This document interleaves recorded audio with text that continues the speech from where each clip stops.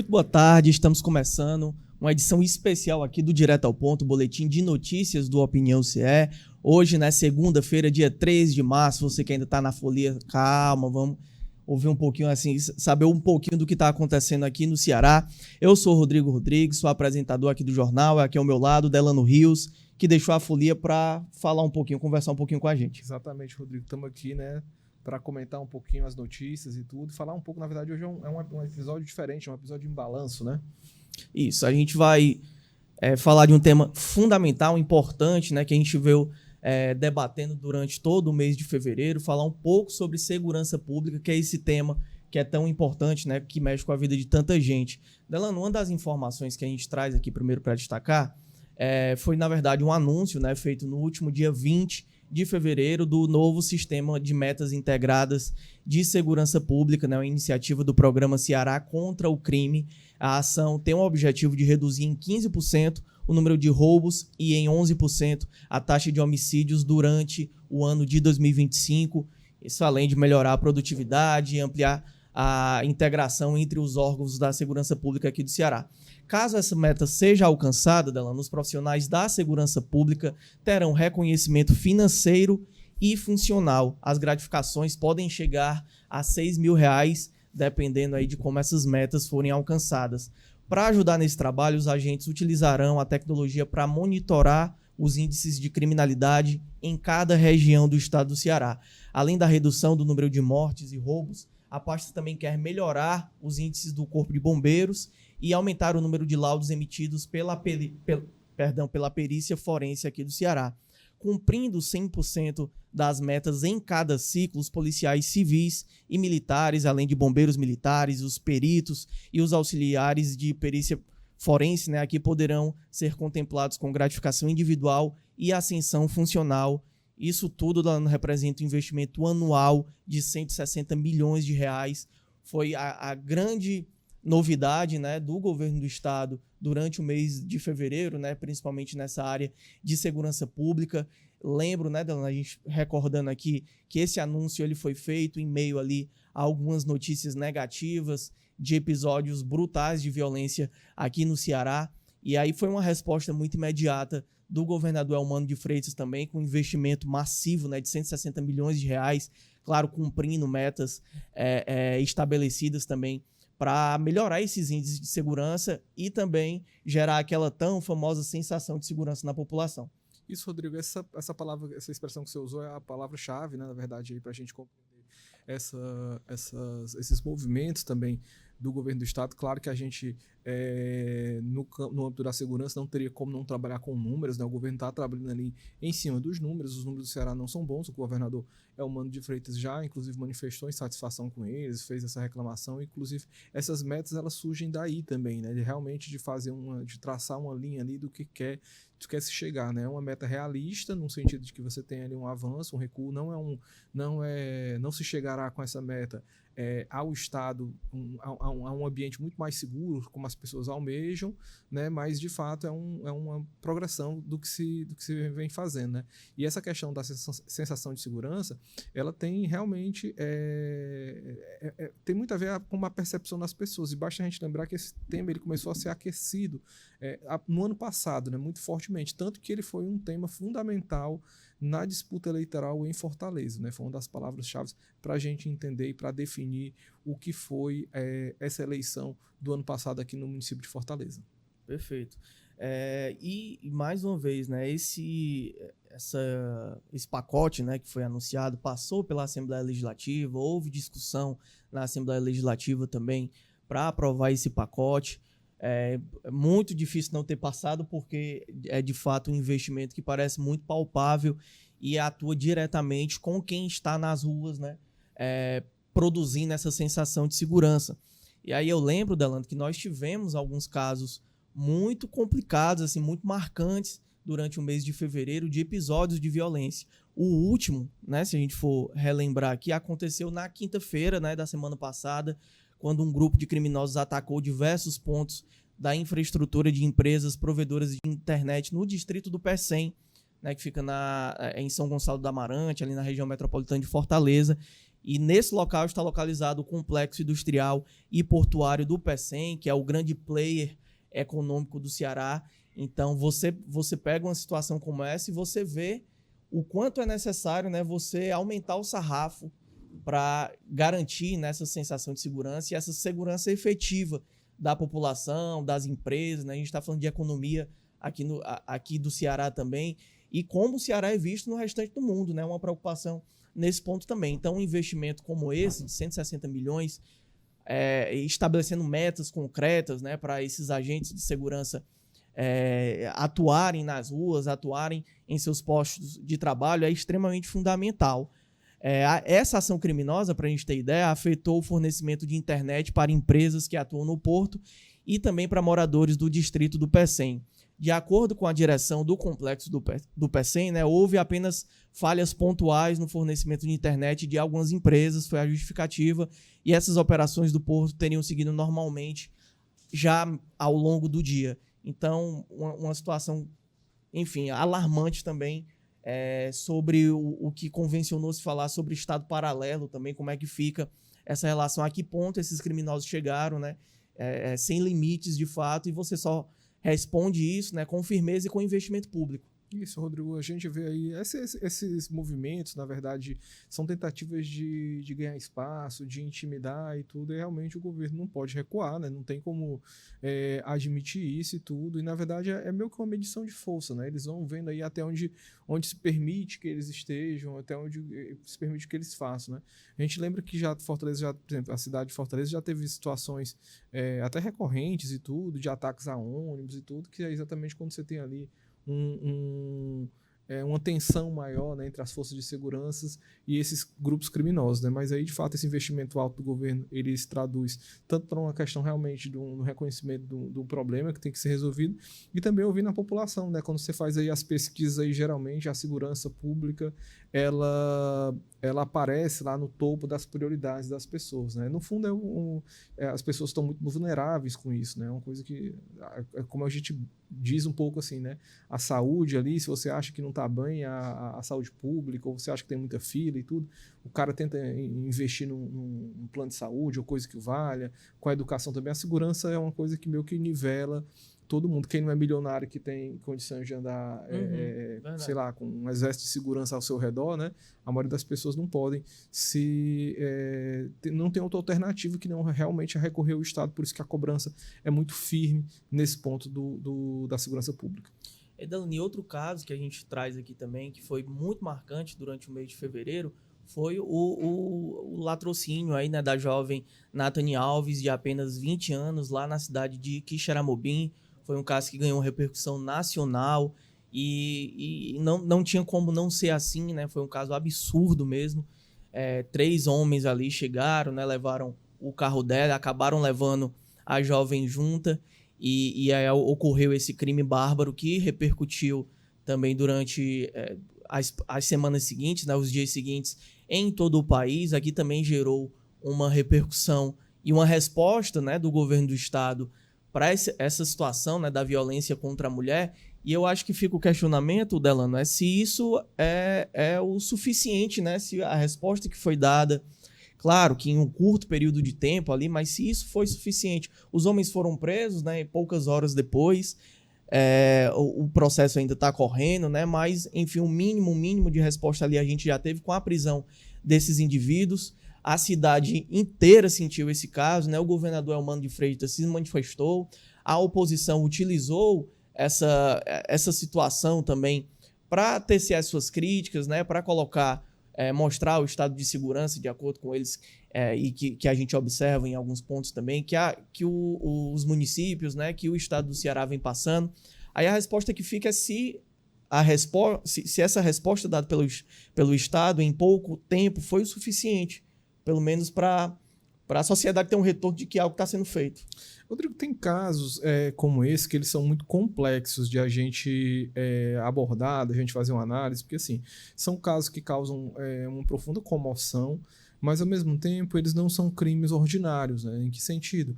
Porque o que choca exatamente nesse caso é exatamente é até difícil mensurar, mas assim, não é esperado que um caso quase como uma esse... banalidade, né? Uma situação, a situação, né? Envolve uma coisa que seria quase que você vai para o campo da psicologia, né, como fosse uma perversidade, né? Porque, na verdade, para roubar o carro, o roubo do carro, por exemplo, era totalmente desnecessário qualquer tipo de coisa. Eles podiam ter simplesmente entrado no carro e levado o carro, né? Ninguém está banalizando ou justificando ou esfinando como se fazer um crime, né? Mas, então, você tem esse absurdo, né? Então, assim, furtam o carro da moça ali, aí levam ela para um canto e matam sem, assim, é uma coisa realmente.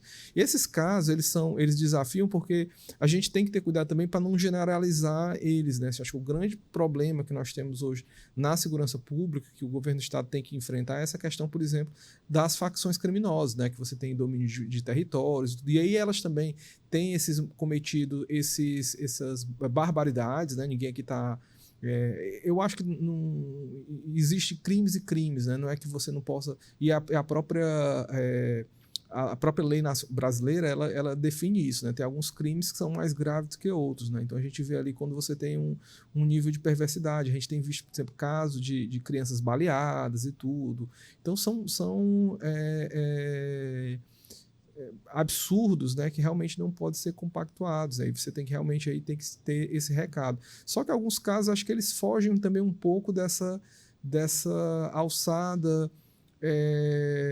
da segurança no sentido de uma cobertura mais ostensiva. Talvez uma mudança de métodos, de ver aquelas figuras, né? Eram 3 figuras no caso aí, desse caso que andavam ali pela cidade. Então, assim, de repente, talvez uma abordagem tivesse surtido algum efeito ou não, né?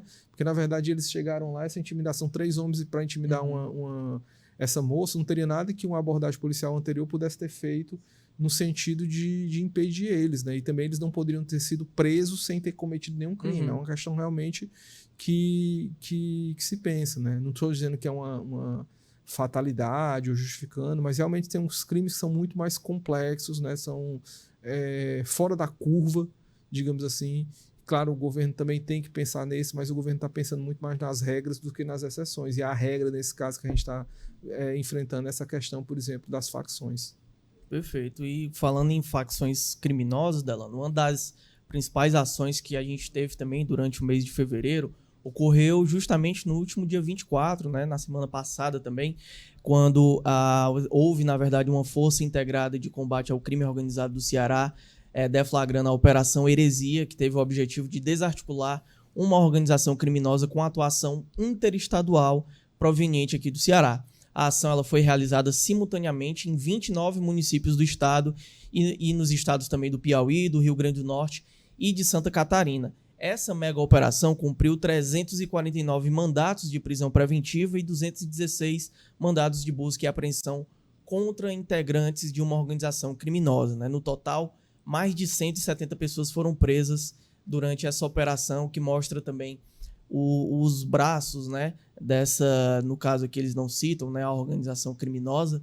O governo do estado não cita o nome dessa organização criminosa, né, mas falando de um modo geral, que essas organizações criminosas não respeitam os limites territoriais e por isso também isso torna cada vez mais difícil, né, você combatê-las. A importância de você ter uma mega operação com infraestrutura, trabalhando com inteligência, né, com o debate interestadual também, e aqui com o pessoal do governo federal. Eu lembro que quando eu comentava esse caso aqui com o Felipe, Delano, eu falava justamente isso. Você pega, quando você vai ver na coletiva de imprensa em que as forças de segurança deram todos os detalhes sobre a mega operação, você tinha lá uma figura da Polícia Federal justamente mostrando que você precisa do braço do governo federal para desarticular essas organizações criminosas, né? A gente sabe que tem um debate em nível nacional para que isso ocorra também.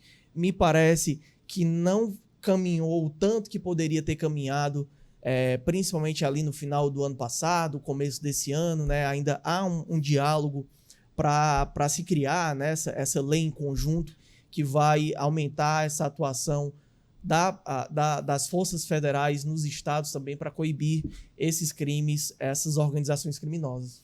Rodrigo, esse é o ponto, acho que desse enfrentamento que o Brasil precisa ter, que é um caso realmente da articulação, né? Como é que vai ser articulado esses esforços? De fato, os crimes, né? Os grupos criminosos, e os criminosos, de uma forma geral, eles não são municipalizados, né? Tipo, eu sou bandido aqui em Fortaleza, mas, né? Então não atuo em Caucaia, assim, como se fosse, sei lá, um negócio de que você só pode atuar num lugar. Então não é assim que funciona. A gente sabe, por exemplo, o interior do estado tem sofrido com esse problema da questão das facções, até porque tem menos estrutura de segurança pública nesse caso, também são territórios um pouco mais difíceis de trabalhar, né? A cidade é mais uma cidade grande, uma grande capital, ela já é mais mapeada, digamos assim. Então você tem esse problema. Então, e isso é curioso chamar a atenção que o governador Elmano, ele é um dos governadores que tem defendido isso de forma mais veemente, né? De que o governo federal, né, tem até essa lei do pacote que o Lula quer aprovar e tudo, que é exatamente que prevê algumas medidas, né, uma PEC, na verdade, para essa articulação, e o Elmano é muito defensor disso, né, de chamar para a responsabilidade, de fato, né? Perfeito. Delano, para a gente ir caminhando aqui para o final também, eu acho que um ponto que a gente não pode deixar de falar, que foi uma notícia importante, principalmente aqui para quem mora em Fortaleza, e um debate que vem ganhando repercussão desde as eleições do ano passado, né, das eleições para prefeito aqui na capital cearense, é a questão da Guarda Municipal, que virou uma grande celeuma, né, nacional, essa questão do armamento da Guarda Municipal, e aí começou-se a debater esse tema aqui no Ceará também, aqui em Fortaleza, e nós tivemos um comunicado importante do Evandro Leitão, o prefeito aqui de Fortaleza, durante o mês de fevereiro. Ele disse, né, durante um evento envolvendo a Guarda Municipal da capital, que deve assinar um decreto para permitir, né, que todos os guardas municipais de Fortaleza portem armas de fogo. Né? O anúncio ele foi feito durante uma cerimônia de posse de 254 novos membros da Guarda Municipal, que aconteceu na última quarta-feira, dia 26. Evandro não revelou a data exata para o início do processo de universalizar o armamento, mas afirmou que ele será realizado de modo gradual e mediante um treinamento prévio desses agentes de segurança.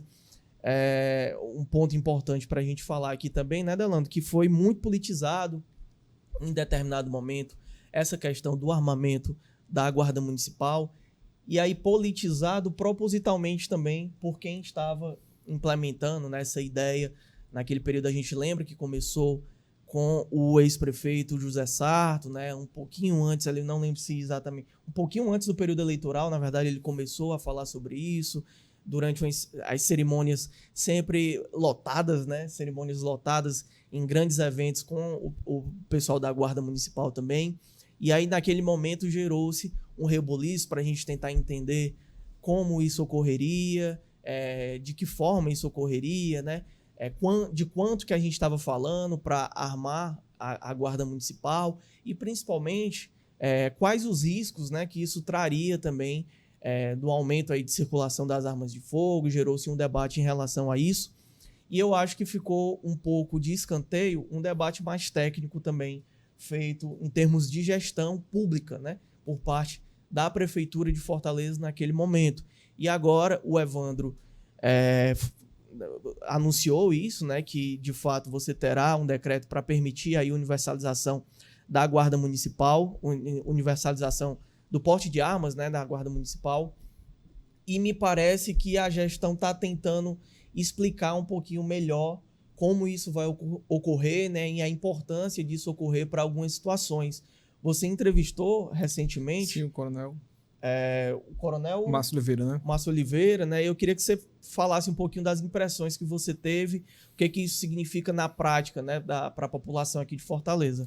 Olha, Rodrigo, o coronel Márcio Oliveira é uma figura, é um quadro técnico nessa área, né? Você já tem uma passagem pela Polícia Militar, né? É um oficial de mais de 30 anos de carreira e ocupou cargos de liderança, né? Assim, acho que um dos pontos marcantes aí da trajetória dele, que inclusive aparece sempre no currículo dele, é que ele é o fundador ele foi o criador do Raio, né? Então, assim, o que ele estava falando aqui, na verdade, era numa perspectiva realmente técnica, né? Assim, do uso do armamento, né? E aí você caminha, na verdade, para uma e técnica em sentido, de fato, de que o armamento ele esteja presente nos ambientes possíveis e, claro, dentro com uma pessoa capacitada, né? E ele falava isso que em alguns casos é como se a guarda municipal fosse escanteada, né? Ela estava em alguns ambientes, a polícia atuava com arma, a segurança privada atuava armada e o guarda municipal atuava desarmado. Isso, inclusive, tem a ver com a própria segurança deles, né? Tem uma coisa que implica e tudo, e em alguns momentos, algumas ocorrências, por exemplo, uma inspetoria da guarda que atua desarmada, ela não poderia fazer determinadas coisas, porque, enfim, precisaria do equipamento, e teria que deslocar outra inspetoria. Então, você reduziria, ao invés de você ter uma equipe só atuando numa ocorrência, e você teria duas, né? Ele falou isso citando o caso das inspetorias que trabalhavam até então desarmadas, né? Eu não sei... assim, uma das coisas que o coronel falou, ele falou dessa questão também da ampliação, né, assim, da participação da guarda, do uso melhor nos territórios. Eu não sei se é na minha bolha, né, é uma coisa até que eu ia comentar na semana passada, quando a gente tocou nesse tema também, mas de que eu tenho percebido, pelo menos na minha bolha, uma presença mais ostensiva realmente da guarda municipal de Fortaleza. Tenho visto mais, né? Assim, como eu disse, pode ser a bolha, pode ser que eu esteja andando no canto onde tem mais gente, mas em outros territórios não tenho. E é isso, assim, na verdade a gente tendo aí esse movimento da Prefeitura de Fortaleza, ele se alinha a um movimento nacional mesmo, né? Assim, os prefeitos, né, em reunião em Brasília, no começo do mês passado, eles discutiram muito a questão da possibilidade das guardas municipais terem mais acesso a recursos da União, né? Então, nessa pressão aí, você teve alguns episódios no mês passado que merece destaque. Foi o entendimento do STF de que as guardas municipais poderiam sim fazer policiamento ostensivo nas vias públicas, né? Então, e isso teve um reflexo, inclusive, nessa PEC que o governo prepara, o PEC da segurança pública, que ainda vai ser passado, e tudo ainda estão ajustando ali, e que no fim do mês eles adicionaram, né, assim, exatamente ali no artigo, que era um artigo 144 da Constituição Federal, que causava uma certa dúvida ali se as corporações